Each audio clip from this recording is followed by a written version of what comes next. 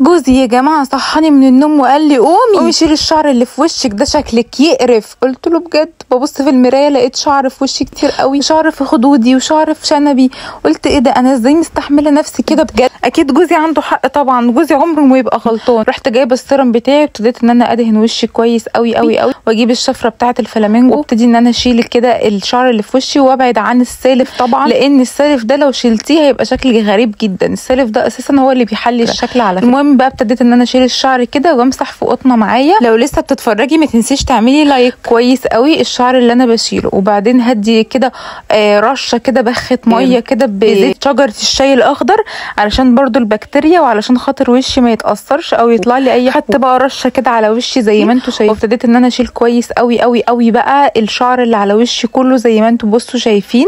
بيشيل بقى الشعر بكل حاجه انا حطاها. انا كنت حاطه هنا كريم مرطب كده على بشرتي، ابتديت بقى ان انا اشيل الشعر بكريم المرطب بكل حاجه. المفروض ان انت تغسلي وشك الاول قبل ما تعملي حركه ازاله الشعر دي، بس انا كنت مستعجله جدا لان هو صحاني من النوم وقال لي قومي اتصرفي وشيلي الشعر ده باي طريقه. انا مش طايق منظرك كده بجد. قلت انا مش هينفع طبعا اسكت على المنظر ده واسيب جوزي يشوفني كده بالطريقه دي. المهم جبت بقى الشفره بتاعه فلامينجو وابتديت ان انا اشيل الشعر كله كويس قوي قوي قوي واكد تاني على الشعر. المهم بقى قعدت احط من السيرم عشان برضو بشرتي ما تلتهبش، لان انا بشرتي بتلتهب بصراحه بسرعه جدا من الشفرات والكلام ده. حطيت السيرم، وبعد ما حطيت السيرم ابتديت ان انا اشيل برضو بالشفره تاني، بس هرش برضو رشه اللي هي ميه اللي هو الزيت اللي فيها، حاطه فيها زيت شجره الشاي الاخضر. ليه؟ عشان خاطر البكتيريا. وهنا الاضاءه النور بيلعب عادي، دي اضاءه المرايه عندي النور اللي فيها كده فيه مشكله. المهم بصوا يا جماعه طلعت من بشرتي ايه، طلعت بلاوي من بشرتي، بلاوي بجد اهو. بصوا شايفين ابتديت ان انا اشيل كده خالص كله اهو.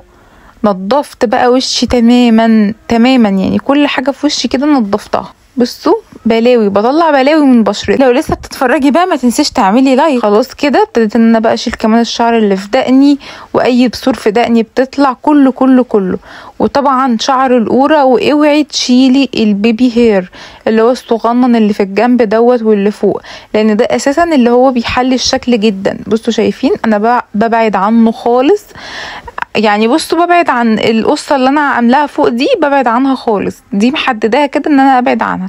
وبشيل طبعا الشعر اللي بين الحواجب وبعيد على الشنب تاني عشان لو في اي حاجه. وبس كده انا كده خلصت خالص، وده الشكل النهائي. ايه رايكم؟ لو عجبك الفيديو ما تنسيش تعملي لايك وتقولي لي رايك وتمنشني لصاحبتك. بحبكم قوي، باي باي.